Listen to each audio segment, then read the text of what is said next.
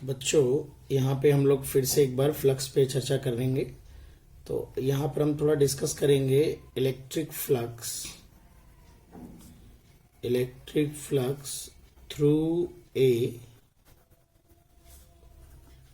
Closed 3 dimensional surface, ठीक है ना, due to electric field. Electric flux निकाल रहे हैं तो इलेक्ट्रिक फील्ड की वजह से ही होगा। तो बेटा हम लोगों ने कुछ दो बेसिक बातें अभी समझी हैं, जैसे कोई एक क्लोज सरफेस है और पॉइंट चार्ज अगर बाहर भी, लास्ट वीडियो में मैंने पढ़ाया है ये चीज, पे क्वेश्चन भी कराया है। तो इस पॉइंट चार्ज की वजह से फील्ड लाइंस इसको 2 बार कट करेंगी तो फ्लक्स 0 होगा, ठीक है ना। मतलब due to the electric field, है ना, of point charges outside the surface, flux is always 0। और एक ये बात हमने करी कि कोई चार्ज अगर अंदर होगा तो उसकी वजह से जो फ्लक्स होगा वो Q बाई एप्सिलॉन नॉट होगा। अब मान लो कोई इस क्लोज्ड स्फेरिकल सरफेस है और इसकी वजह से जो कुछ पॉइंट चार्जेस Q1 हो गया, Q2 हो गया, है ना, डिस्क्रीट पॉइंट चार्जेस हैं, Q4 बाहर हो गया, प्लस का Q4 है, ये माइनस का Q3 है, सपोज ये प्लस Q4 है ना, ये Q5 है बाहर है, ये Q6 है बाहर है। तो ये कुछ चार्ज डिस्ट्रीब्यूशन है और Q7 है अंदर है, सपोज ये प्लस Q7 है, ये सब प्लस है।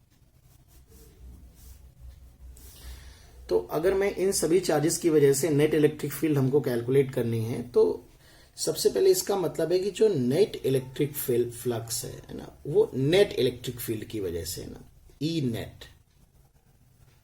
नेट डॉट डी ए का इंटीग्रेशन बेटा, ठीक है ना।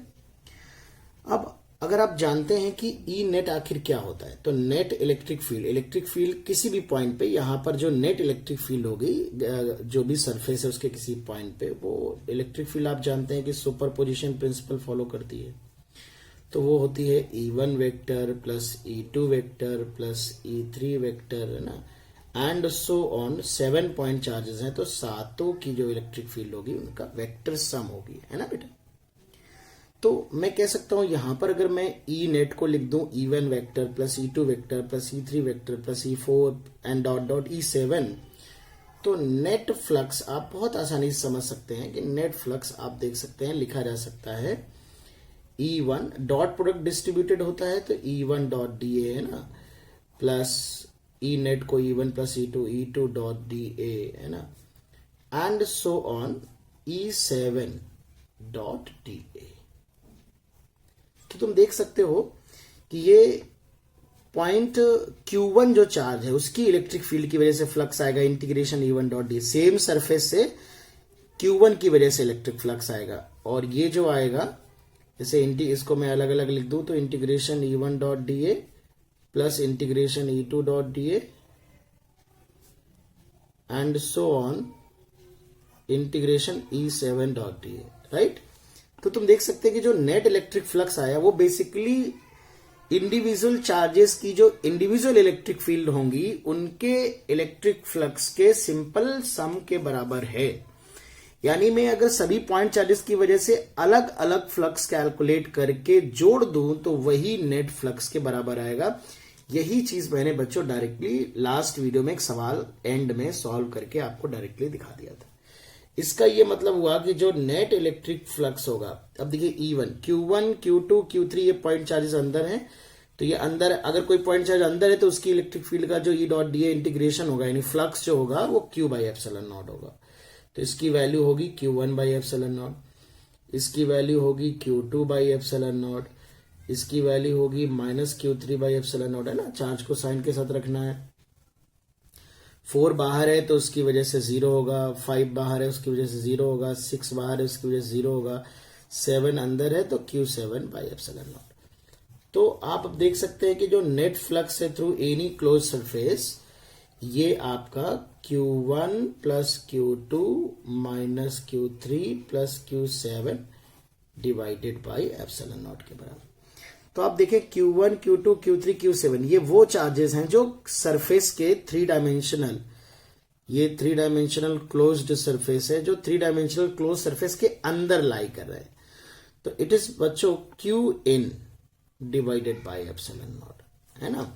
यानी कि क्यू इन का मतलब है सिग्मा क्यू इन भी लिख सकते हो, या फिर आप इसे sigma Q in divide by epsilon not. तो नेट फ्लक्स जो होता है through any closed surface, net electric field का जो फ्लक्स होता है थ्रू एनी क्लोज सरफेस, ये ई बच्चों ये नेट इलेक्ट्रिक फील्ड को रिप्रेजेंट कर रही है, वो होता है अंदर जो भी नेट चार्ज मौजूद है, ठीक है बेटा, upon epsilon not. Q in यहां पे रिप्रेजेंट कर रहा है, क्यू इन रिप्रेजेंट कर रहा है यहां पर नेट एनक्लोज्ड चार्ज, है ना, बाय द सरफेस। सरफेस के अंदर कितना नेट चार्ज है ना, नेट चार्ज, उसका algebraic sum, all the charges का एल्जेब्रिक सम जो सरफेस के अंदर है डिवाइड बाय एप्सिलॉन, यानी कि रिजल्टेंट इलेक्ट्रिक फील्ड का जो नेट फ्लक्स होता है, net flux through any closed surface, it is equal to, ये यहां पे हमें क्लोज सरफेस के थ्रू फ्लक्स कैलकुलेट करना है बेटा, है ना, क्लोज सरफेस पूरी दी गई है हमको, तो ये कैलकुलेट करना है, इसकी वैल्यू हम लोगों ने निकाली है Q in divided by epsilon not. दरअसल अभी हम आगे स्टेटमेंट लिखेंगे, यही तुम्हारा गॉस लॉ कहलाता है कि नेट इलेक्ट्रिक फील्ड का flux through any closed 3 dimensional surface, imaginary surface, जिसे हम गॉसियन सरफेस बोलते हैं, नेट फ्लक्स जो होता है वो Q in divided by epsilon not के बराबर होता है। इसे सिंपल आप प्रूविंग समझ सकते हैं, कुछ भी समझ सकते हैं, बट हम गॉस थ्योरम अलग से सेपरेट हेडिंग डालेंगे, उसका स्टेटमेंट लिखेंगे। अभी मैं जस्ट आपको फ्लक्स को डिफरेंट डिफरेंट केसेस में डिफरेंट तरीके से निकालने की कोशिश कर रहा हूं, उसको एक्सप्लेन कर रहा हूं, ठीक है ना। तो अब बच्चों हम इसमें एक बहुत ही इंपॉर्टेंट कॉन्सेप्ट और मैं आपको पढ़ा देता हूं, हालांकि बिना उसको पढ़ाए भी मैं सारे क्वेश्चन करा सकता हूं, आपको कोई जरूरत नहीं पड़ेगी, बट कभी कभार कुछ क्वेश्चन उसी के टर्म में आ जाते हैं, उसी के टर्म में पूछ लिए जाते हैं, इसलिए मैं उसको डिस्कस करना जरूर चाहूंगा। तो एक छोटा सा इंपॉर्टेंट कॉन्सेप्ट यहां मैं एक्सप्लेन करने वाला हूं, फिर फ्लक्स को हम आगे कंटिन्यू करेंगे, और वो कॉन्सेप्ट है सॉलिड एंगल। तो बच्चों सॉलिड एंगल हम डिस्कस करेंगे। सबसे पहले हम देख लेते हैं, दो तरह के एंगल हम लोग पढ़ते हैं, 2 डायमेंशनल कॉन्सेप्ट है, इसे प्लेन एंगल बोलते हैं, ठीक है। प्लेन एंगल आप सबने पढ़ा है कि अगर एक सर्कल अगर हम ले लें और उस सर्कल का कोई आर्क सर्कल के सेंटर पे जो एंगल बनाता है, अगर ये आर्क की लेंथ L है, रेडियस R है, तो इसे आप L/R लिखते हो, ठीक है। और प्लेन एंगल इसे बोलते हैं कोई लाइन सेगमेंट AB जैसे है और किसी पॉइंट पे जो एंगल, अगर इसके एंड पॉइंट को मिलाया जाए तो इस प्लेन में जो ये एंगल बनता है इसे प्लेन एंगल कहा जाता है, ठीक है। तो ये बच्चों प्लेन एंगल है, और ये बच्चों इसका फॉर्मूला होता है आर्क लेंथ, अगर सर्कल के उसमें लिखें आर्क लेंथ अपॉन रेडियस, ठीक है ना। तो यहां पर भी आपको ध्यान देना होता है कि ये जो लेंथ लेते हैं जिस लाइन सेगमेंट की, ये लाइन सेगमेंट के हर पॉइंट पे ये जो रेडियस है ये परपेंडिकुलर होनी चाहिए, तभी आप L/R ले सकते हैं। जैसे मान लो ये अगर लेंथ L है और ये R, आपको ये परपेंडिकुलर डिस्टेंस आपने R ले ली, ये ले ली, ये जो थीटा होगा, ये theta does not equal to L/R, ठीक है ना। ये does not equal to L/R होगा क्योंकि यहां पर इस लाइन सेगमेंट के हर पॉइंट पे ये परपेंडिकुलर नहीं है, इसलिए यहां पर एप्लीकेबल नहीं होगा। तो केवल सर्कल के केस में ही L/R आप लिख सकते हैं, ठीक है बच्चों। तो जो ये टोटल एंगल होता है, ये total angle, total plane angle आप सब लोग जानते हो, टोटल प्लेन एंगल ये जो बनता है किसी पॉइंट पे एक प्लेन में, ये 2π होता है, ठीक है। अगर टोटल प्लेन एंगल हमें देखना हो तो ये टोटल लेंथ आ जाएगी 2πr डिवाइडेड बाई r, तो ये 2π होता है टोटल प्लेन एंगल, ठीक है ना। तो यहां से आप ये भी लिख सकते हो arc length equal to angle into radius, ये भी लिख सकते हो जहां पे प्लेन एंगल इंटू रेडियस। तो सिमिलरली अगर मान लो इस तरह की सिचुएशन है तो आप पूरा प्लेन एंगल तो नहीं डायरेक्टली L/R लिख सकते हो, लेकिन अगर मान लो कोई लाइन सेगमेंट है और यहां पर कोई पॉइंट है, तो अगर मैं यहां बहुत छोटा सा एलिमेंट ले लूं, बहुत छोटा सा, जिसकी लेंथ DL होगी, तो ये बहुत छोटा सा एंगल यहां पे बनाएगी d थीटा। उस सिचुएशन में ये d थीटा आप लिख सकते हो DL डिवाइड बाई R, ठीक है, या DL की वैल्यू लिख सकते हो R इंटू d थीटा, ये लिख सकते हो बेटा, क्योंकि यहां पर ये लेंथ इतना छोटा है। अगर मैं एक सर्कल का बहुत छोटा सा आर्क लेंथ लूंगा तो बहुत छोटा सा आर्क लेंथ ऑलमोस्ट क्या होगा, एक स्ट्रेट लाइन होगा, है ना। तो वेरी स्मॉल पोर्शन के लिए आप ये अप्लाई कर सकते हो। तो ये तो एक सिंपल एंगल की बात हम लोग कर रहे हैं, प्लेन एंगल, ठीक है। अब अगर इसी तरह से 3 डायमेंशनल एंगल होता है सॉलिड एंगल। सॉलिड एंगल ये एक 3 डायमेंशनल एंगल होता है, एक 3 डायमेंशनल कॉन्सेप्ट है। तो तुम ऐसा समझो, कोई भी एरिया हो, अगर कोई भी सरफेस एरिया हो, जैसे मान लो एक सर्कुलर एरिया है और ये सर्कुलर एरिया इस पॉइंट पे जो एंगल बनाएगा, कैसा एंगल, अगर मैं इस सर्कल के सभी सरकमफ्रेंस के सभी पॉइंट को इस पॉइंट से मिला दूं, सभी पॉइंट को इस पॉइंट से मिला दूं, सभी पॉइंट्स को, ठीक है ना, ये सभी पॉइंट्स को, तो ये 3 कोन बन जाएगा। और ये जो 3 डायमेंशनल एंगल होता है बेटा, this 3 dimensional angle is called solid angle, है ना। तो अगर मैं यहीं पर इस कोन का एरिया बढ़ाता चला जाऊं, मान लो ये एरिया बड़ा होता, तो यहां पर ये जो एंगल होता है, ये वाला एंगल, ये एंगल और बड़ा हो जाता है ना, ये एंगल, और ये एंगल जो 3 डायमेंशनल एंगल ऐसे खुल रहा है, ये ऐसे बड़ा होता चला जाता है, राइट। तो आप कह सकते हो कि कोई एरिया किसी पॉइंट पे है ना, तो आप ऐसे कह सकते हो angle, 3 dimensional angle formed by a surface at A point is called solid angle. 3 dimensional angle कोई सरफेस किसी पॉइंट पे जो बनाती है उसे सॉलिड एंगल कहा जाता है, ठीक है ना। अब ये सॉलिड एंगल डिफाइन कैसे होता है बच्चों, ठीक है। जैसे कोई भी सॉलिड एंगल हो सकता है, जरूरी नहीं कि आप इस सर्कुलर केस ही ले। जैसे मान लो कोई स्क्वायर, ये रेक्टेंगुलर टाइप एरिया हो सकता है, ये इस पॉइंट पे अगर हम बात करें तो ये ऐसे बहुत सारी पॉइंट्स, ये सारी सरकमफ्रेंस के सभी पॉइंट से मिलाओगे तो ये जो इस तरह का कुछ 3 डायमेंशनल जो एंगल बनेगा, ये तुम्हारा, तो ये आपका, ये भी एक सॉलिड एंगल ही होगा, ठीक है ना। अब मैथमेटिकली सॉलिड एंगल कैसे डिफाइन करते हैं, तो जिस तरह से हम सर्कल को लेके सिंपल तरीके से समझ सकते हैं, इसी तरह के यहाँ पे अगर एक स्फीयर हम बनाए, 3 डायमेंशनल शेप, एक स्फीयर अगर बनाए बेटा, ठीक है, तो उस स्फीयर का अगर मैं बहुत छोटा सा एलिमेंट ले लूं, बहुत छोटा सा एलिमेंट, या कोई मान लो मैं सर्कल का बड़ा सा एलिमेंट ले लेता हूं, ये, तो ये एक काफी बड़ा सा एलिमेंट होगा ना, ये इस तरह का कुछ एलिमेंट होगा।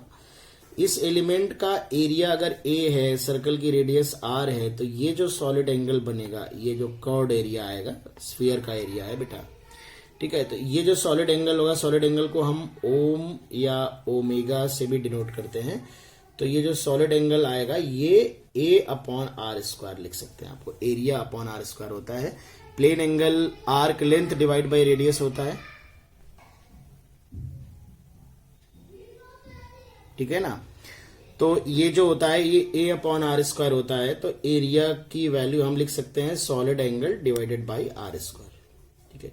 लेकिन यहां पर बच्चों एक शर्त ये होती है कि इस एरिया के सभी पॉइंट्स को अगर हम इससे मिलाएं, किसी भी पॉइंट पे मिलाएं, तो ये 90 डिग्री का एंगल बनाएगा। कहीं किसी भी पॉइंट पे अगर मिलाएंगे तो ये 90 डिग्री का एंगल बन रहा होगा। सरफेस से किसी भी पॉइंट पे मिलाएंगे तो ये 90 डिग्री का एंगल बन रहा होगा, राइट। तो इस तरह से लिख सकते हैं। अगर मैं कोई छोटा सा एलिमेंट लूंगा, छोटा सा एलिमेंट, तो ये एंगल स्मॉल d ओम लिख सकते हैं, ये एरिया dA है ना। तो d ohm is equal to, या d omega is equal to dA divided by r²। तो dA is equal to d ohm into r²। इस तरह से आप रिलेट कर सकते हो, ये solid angle into r², right.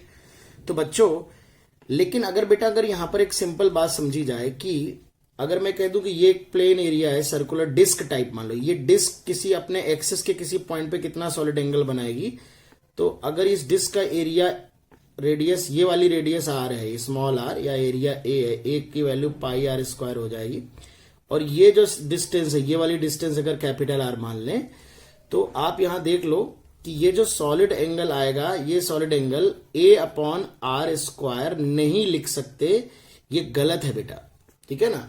क्योंकि यहां पर जब आप हर पॉइंट पे चेक करोगे, यहां से ऐसे हर पॉइंट पे चेक करोगे तो ये एंगल जो होगा ये 90 डिग्री एंगल हर पॉइंट पे नहीं बनेगा। मतलब इस पॉइंट से इस सरफेस के सभी पॉइंट्स को मिलाने वाली जो लाइन होगी वो परपेंडिकुलर नहीं होगी। तो जो a/r² आता है एक्चुअली वो स्फीयर का एरिया होता है। मतलब अगर इसके करस्पॉन्डिंग इसको सेंटर मानते हुए अगर मैं एक स्फीयर ड्रॉ करूं यहां पे, तो जैसे ऐसे समझ लो एक सर्कल है, उसकी एक कॉर्ड बनती है, तो ये वाली लेंथ होती है आर्क लेंथ, है ना। ये कॉर्ड लेंथ नहीं लेते हैं, आर्क लेंथ लेते हैं। ऐसे स्फीयर में जो ये वाला एरिया होगा उसके करस्पॉन्डिंग एक ये डिस्क टाइप बनेगी, है ना। तो अगर ये सॉलिड एंगल मुझे चाहिए तो मुझे ये डिस्क का एरिया नहीं लेना है, ठीक है। मुझे ये जो टोपी है डिस्क के ऊपर दिख रही है, इस टोपी का एरिया चाहिए, स्फेरिकल पार्ट सरफेस का एरिया। तो इसी तरह से इसका एरिया अगर आप r² कर दिया तो ये रॉन्ग हो जाएगा, ये गलत तरीका है, ठीक है। तो ऐसे सरफेस के लिए हम सॉलिड एंगल इंटीग्रेट करके सॉलिड एंगल निकालते हैं। ये जो TA आपने कहा एक छोटा सा एलिमेंट लेंगे, इसका बहुत छोटा सा एलिमेंट लेंगे और उसका सॉलिड एंगल d ओम निकालेंगे, फिर उसे इंटीग्रेट करके टोटल सॉलिड एंगल निकालेंगे, ठीक है ना। तो अगर हम यहां पे देखें कि एक स्फीयर अपने सेंटर पे 3 डायमेंशनल नेट कितना सॉलिड एंगल बनता है, तो नेट सॉलिड एंगल बहुत आसानी से हम एक्सप्लेन कर सकते हैं। अगर एक कंप्लीट स्फीयर है ना, एक कंप्लीट स्फीयर है बेटा, और अगर देखा जाए उसके पे ये टोटल सॉलिड एंगल कितना बनेगा, 3 डायमेंशनल सॉलिड एंगल, तो टोटल सॉलिड एंगल बनेगा एट सेंटर। तो चूंकि स्फीयर है तो इसके पूरे एरिया को लिख सकते हैं a/r², ठीक है, क्योंकि हर पॉइंट पे ये रेडियस परपेंडिकुलर होगी सरफेस के, तो you can directly right a/r²। a/r² तभी लिख सकते हैं जब सरफेस के सभी पॉइंट्स को अगर सेंटर से मिलाने वाली लाइन जो है वो परपेंडिकुलर हो, ठीक है। तो ये 4πr² divide by r² cancel out हो जाएगा। तो टोटल जो सॉलिड एंगल होता है वो 4π होता है, 720 डिग्री कह सकते हो। तो कोई भी ये स्फीयर जो है ये सेंटर पे कितना सॉलिड एंगल बनाता है, ये 4π बनाता है। इवन ये बेटा थोड़ा मैथमेटिकली हम कैलकुलेट कर पा रहे हैं, एनी